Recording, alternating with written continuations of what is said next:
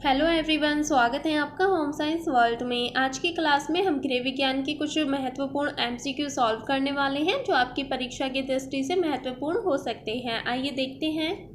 First question है, glucose से glycogen बनने की प्रक्रिया कहलाती है। ऑप्शन ग्लाइकोजिनोलाइसिस, ग्लाइकोजेनेसिस, ग्लाइकोनियोजेनेसिस या ग्लूकोसिस। तो क्या कहलाती है? ग्लूकोज से ग्लाइकोजन बनने की प्रक्रिया जो है वो आपके ऑप्शन 20 का सही होगा, यानी ग्लाइकोजिनेसिस कहलाती है। ये क्या है? ग्लूकोज से ग्लाइकोजन बनने की प्रक्रिया। और ये कहाँ पर संपन्न होती है? ये प्रक्रिया हमारे शरीर में यकृत और मांसपेशियों में होती है। ग्लूकोज से ग्लाइकोजन बनने की प्रक्रिया जिसे हम ग्लाइकोजेनेसिस कहते हैं, तो ये कहाँ पर हो रही है? यकृत और मांसपेशियों में होती है। वहीं हम ये बात करें ग्लाइकोजिनोलाइसिस, ये क्या है? तो ग्लाइकोजिनोलाइसिस में क्या होता है? ग्लाइकोजन का विघटन होता है जिससे ग्लूकोज बनती है। यह प्रक्रिया यकृत में होती है, ठीक है। और ये कब होती है? यह प्रक्रिया उस स्थिति में होती है जब रक्त में ग्लूकोज का स्तर कम हो जाता है। यदि हमारे ब्लड में ग्लूकोज लेवल कम हो जाएगा तो ग्लाइकोजिनोलाइसिस की प्रक्रिया होगी जिससे ग्लाइकोजन का विघटन हो जाएगा और हमें ग्लूकोज की प्राप्ति हो जाएगी। वहीं ग्लाइकोनियोजेनेसिस ये क्या है? तो ग्लाइकोनियोजेनेसिस में क्या होता है? अमीनो अम्ल तथा वसा के द्वारा ग्लूकोज का निर्माण होता है।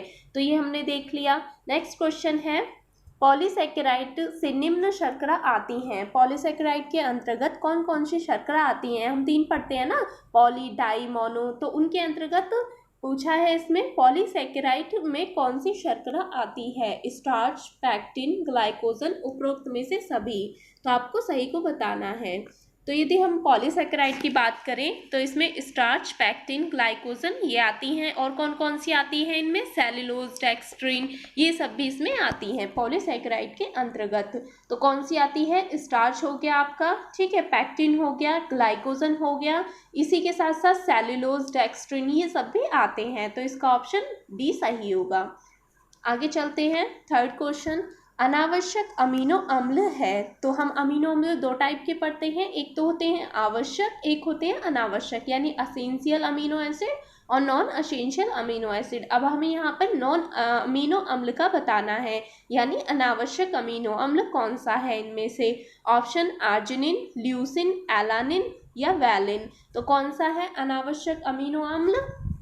ऑप्शन सी इसका सही होगा। जो आपका एलानिन है ये आपका अनावश्यक अमीनो अम्ल है। यदि किसी को इन्हें याद करने में मुश्किल होती हो तो एक ट्रिक होती है। यदि हम आवश्यक अमीनो अम्ल यानी एसेंशियल अमीनो एसिड की बात करें तो उनके लिए एक ट्रिक होती है।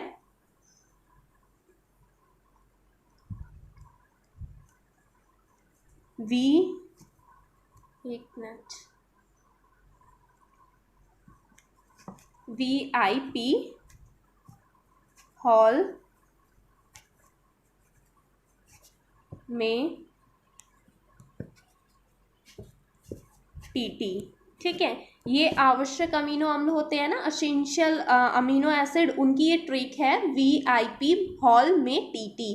यानी V का मतलब यहाँ पर वैलिन है, ठीक है, वैलिन, फिर आएगा आइसोल्यूसिन, फिर आएगा फिनोलेनाइन, ठीक है, फिर आएगा हिस्टोनिन, हिस्टोनिन के बाद आएगा आर्जिनिन, लाइसिन, ल्यूसिन, मिथियोनिन, ठीक है, ट्राइप्टोफैन और थ्रियोनिन। ये इनकी ट्रिक होती है आवश्यक अमीनो अम्ल की। यदि आपको ये याद हो जाएंगे और आपसे अगर अनावश्यक पूछ लेगा तो आप कर ले जाएंगे। यानी आपके आर्जिनिन, ल्यूसिन, वैलिन ये क्या है? आवश्यक है। अब आपको अनावश्यक पता करना है तो आप आसानी से लगा देंगे, एलानिन आपका अनावश्यक या नॉन एसेंशियल अमीनो एसिड होता है। तो ये हमने देख लिया। नेक्स्ट चलते हैं फोर्थ क्वेश्चन पर। शरीर के टिश्यू में पानी जमा होने को कहते हैं पैलिग्रा, स्कर्वी, ओडीमा, ऑस्टियोमलेशिया। तो क्या होता है? यदि शरीर के जो ऊतक हैं उनमें पानी जमा हो जाए तो उसे हम ओडीमा कहते हैं, ठीक है। ये कब होता है? ओडीमा की कंडीशन कब देखी जाती है? जब बच्चों में प्रोटीन की कमी हो जाती है। प्रोटीन की कमी से क्या होता है? क्वाशियोरकर होता है। हम पढ़ते हैं क्वाशियोरकर जो होता है प्रोटीन की कमी से होता है। ये कब देखा जाता है? ज़्यादातर ये 1 से 3 वर्ष के बच्चों में देखा जाता है। इसमें क्या होता है? चेहरा और हाथ पैर इनमें सूजन आ जाती है, यानी हाथ पैरों और चेहरे में सूजन आ जाती है, जिसे हम ओडीमा कहते हैं, ठीक है। नेक्स्ट है, आयरन, फॉलिक एसिड व विटामिन B12 की कमी से होता है। Option beriberi scurvy, pellagra, anaemia. तो क्या होता है? Iron, folic acid, vitamin B12 की कमी से तो एनीमिया देखा जाता है। ठीक है, इसका ऑप्शन डी सही होगा। आगे चलते हैं। आयोडीन की कमी से मनुष्य में होने वाला रोग है। तो आयोडीन की कमी से कौन सा रोग होता है? ऑप्शन दिए हुए हैं मिक्सिडिमा, क्रेटिनिज्म, कुशिंग रोग, इनमें से दो। तो आपको बताना है कौन सा सही है। तो आयोडीन की कमी से कौन कौन से होते हैं? एक तो होता है मिक्सिडिमा, दूसरा होता है क्रेटिनिज्म। तो इनमें से दो, यानी इसका डी सही होगा। यदि हम मिक्सिडिमा की बात करें, इसमें क्या होता है?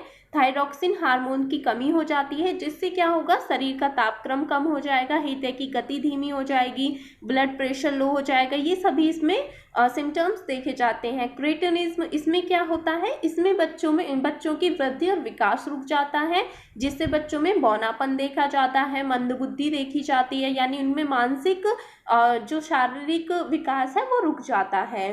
तो ये आयोडीन की कमी से होने वाले रोग हैं। फिर आगे देखते हैं। लिवुलोज के शर्करा को कहते हैं। Option fructose, sucrose, maltose, lactose. तो लिवुलोज कौन सी शर्करा होती है? ये आपकी होती है फ्रैक्टोज। फ्रैक्टोज को और हम क्या कहते हैं? फ्रैक्टोज को हम फलों की शर्करा या फ्रूट शुगर भी हम कहते हैं। तो याद रखिएगा, लिवुलोज फ्रैक्टोज होता है, फ्रैक्टोज को हम फ्रूट शुगर भी कहते हैं। आगे चलते हैं। यहाँ पर सूची 1 को सूची 2 से हमें मिलाना है। तो यहाँ पर ऑप्शन दिए हुए हैं, तो इसमें सही को हमें बताना है। तो इसमें सही को देखना है। तो देखिए, विटामिन क्या है? इसका कैरोटीन से मिलान होगा।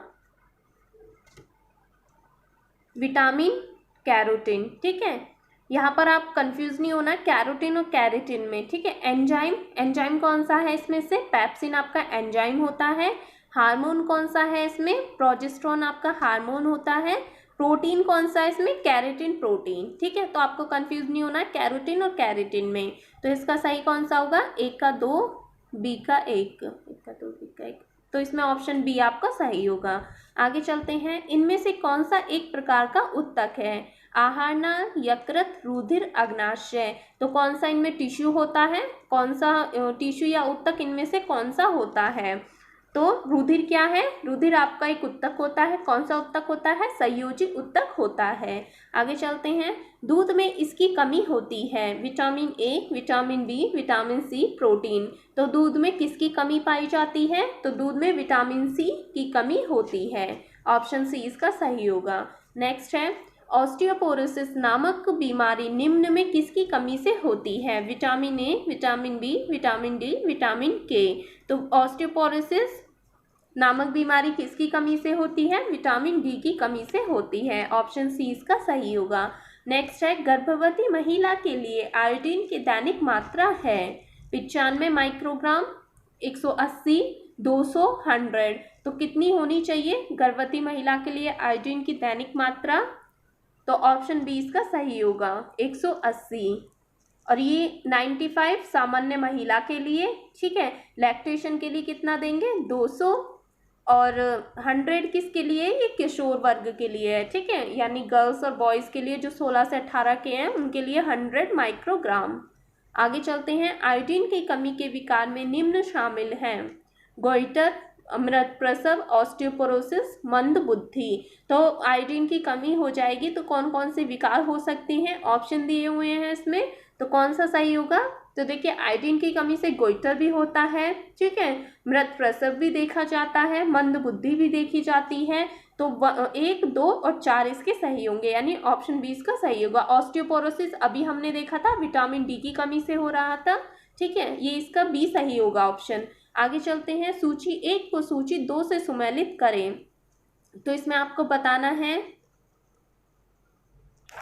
तो इसमें हींग का होगा। हींग क्या है? गोंद या राल। ठीक है, तो इसमें तीसरा होगा। केसर क्या है? केसर है सुगंधित पराग। लौंग जो कि फूल की कली। ये आपके क्वेश्चन जो है कोई भी एग्जाम हो ज़्यादातर वहाँ आपको ये देखने के लिए मिलेगा। बाकी होम साइंस में तो पूछे ही जाते हैं, कई बार ये क्वेश्चन रिपीट भी हुआ है।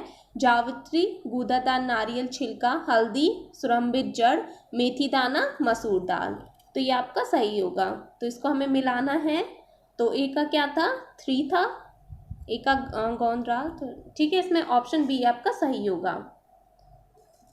नेक्स्ट है, गर्भवती महिला को प्रतिदिन अतिरिक्त कैलोरी की आवश्यकता होती है। तो यहाँ पर हमें अतिरिक्त कैलोरी का बताना है। तो गर्भवती महिला को कितनी कैलोरी की आवश्यकता होती है, अतिरिक्त की बात की जा रही है। 200, 300, 350, 400। तो 350 प्लस इसमें की जाती है कैलोरी। जैसे महिला को सेडेंट्री की यदि हम बात करें तो 1660, मॉडरेट को कितनी दी जाती है कैलोरी, 2130, और हैवी जो हैवी वर्कर होती हैं महिलाएं, उन्हें 2720 दी जाती है। उसी में हम प्लस 350 कर देते हैं। आगे चलते हैं, मसालों के अधिक प्रयोग से किस अम्ल का स्रावण अधिक होता है, कार्बनिक अम्ल, हाइड्रोक्लोरिक अम्ल, यह दोनों या इनमें से कोई नहीं। तो किसका अधिक स्रावण होता है मसालों से, हाइड्रोक्लोरिक का। आगे चलते हैं, एलिन नामक यौगिक निम्न में पाया जाता है। ऑप्शन लहसुन, हल्दी, दालचीनी, लौंग। तो एलिन है, ये किस में पाया जाता है, लहसुन में पाया जाता है। ऑप्शन ए इसका सही होगा। नेक्स्ट क्वेश्चन है, विटामिन ए तथा डी कहाँ पर संचित होते हैं। विटामिन ए तथा डी कहाँ पर संचित होते हैं, यकृत, अग्नाशय, आमाशय, इनमें से दो। तो इनमें से दो सही है या फिर कौन सा सही होगा बताइए। तो विटामिन ए और डी कहाँ संचित होते हैं, यकृत में। ऑप्शन ए इसका सही होगा। नेक्स्ट क्वेश्चन है, इंसुलिन के अधिक स्रावित होने से कौन सा रोग हो जाता है, हाइपरग्लाइसीमिया, हाइपोग्लाइसीमिया, दोनों, इनमें से कोई नहीं। तो यदि इंसुलिन का ज़्यादा सिक्रेशन होगा तो क्या होगा, तो इंसुलिन का यदि ज़्यादा सिक्रेशन होगा तो क्या हो जाएगा, हाइपरग्लाइसीमिया हो जाता है। ठीक है, नेक्स्ट क्वेश्चन है, दूध पाश्चुरीकरण का HTST तरीका कहा जाता है या करा जाता है। तो क्या होता है ये HTST, जिसे हम क्या बोलते हैं, अधिक ताप वह कम समय विधि। अधिक ताप वह कम समय विधि में कौन सा आपका सही होगा, ऑप्शन दिए हुए हैं 63 डिग्री सेल्सियस 30 मिनट के लिए, 100 डिग्री सेल्सियस 1 सेकेंड के लिए, 89 डिग्री सेल्सियस 10 सेकेंड के लिए, 72 डिग्री सेल्सियस 15 सेकेंड के लिए। तो आपको इसमें सही बताना है, अधिक ताप व कम समय विधि कौन सी होगी। तो कौन सी होगी इसमें, ऑप्शन डी इसका सही होगा। ठीक है, 72 डिग्री सेल्सियस 15 सेकेंड के लिए। यदि हम बात करें, इसमें एक और होता है होल्डर विधि, जिसे हम होल्डर विधि बोलते हैं। उसमें कितना होता है, 63 डिग्री सेल्सियस पर 30 मिनट के लिए हम दूध को उबालते हैं। तो ये क्या कहलाती है, होल्डर विधि कहलाती है। अभी हमने बात की थी HTST की, तो ये क्या था, अधिक ताप है कम समय विधि। इसमें क्या करते हैं, 72 डिग्री सेल्सियस पर 15 सेकंड के लिए हम जो उसका तापक्रम है वो इतना रखते हैं और इतने टाइम के लिए हम दूध को उबालते हैं या दूध को पाश्चुरीकरण करते हैं। ये क्या होती है, पाश्चराइजेशन विधि। इसमें क्या करते हैं, इस विधि से दूध में जो उपस्थित बैक्टीरिया होते हैं वो नष्ट हो जाते हैं, जिसे हम दूध को संदूषित होने से बचाया जा सकता है, यानी हम दूध को खराब होने से बचा लेते हैं। तो ये हमारे 20 MCQ थे। यदि इनमें किसी को कोई डाउट हो तो आप कमेंट सेक्शन में लिख दीजिएगा। ठीक है, या कोई सा क्वेश्चन किसी को ना समझ आया हो तो भी आप बता दीजिएगा। और चैनल को भी प्लीज़ लाइक कर दिए आप, और ज़्यादा से ज़्यादा शेयर भी करें, सब्सक्राइब भी कर दिया करें। Thank you.